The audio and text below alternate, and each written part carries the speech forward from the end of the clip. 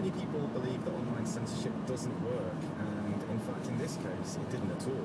C'est impossible parce qu'en fait, on a. It's impossible because, in fact, there's several people in Cambridge. Les personnes qui ont vraiment créé le site, en gros, on a décidé. Really, the people who started the site decided each time it's shut down, good, it will happen. Il y aura 36 sites. We created 36 mirror sites. Each time there's one that's shut down, there's another one that opens. And all if there's one that's shut down, so what?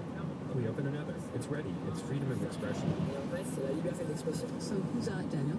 That's Gregory Pasquier. He's one of the founders of Copwatch. And as he said, they just keep on setting up mirror sites in other countries, displaying the same contents.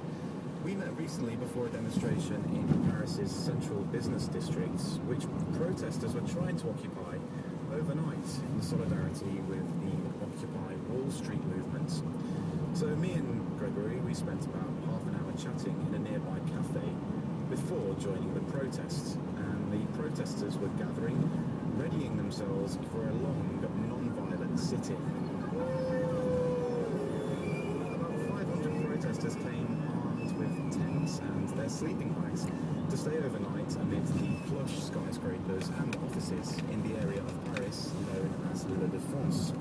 However, the police were there in force as well. About 10 vans containing special brigades of riot police were on the scene, and at regular intervals teams charged into the groups of protesters to remove their tents.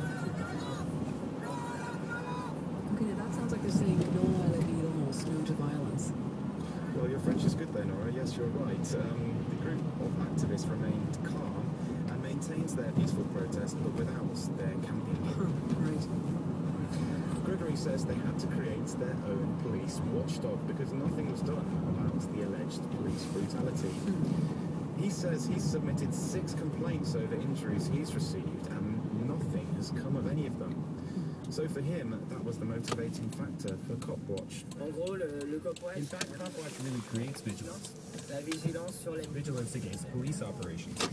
You know, part of the interesting technological part of this is the intersection of the debate with the internet. I mean, partly because it makes it that much easier to assemble and access a database like this, but it also makes it easier for Gregory to post, say, mirror sites, other versions of the site in other jurisdictions.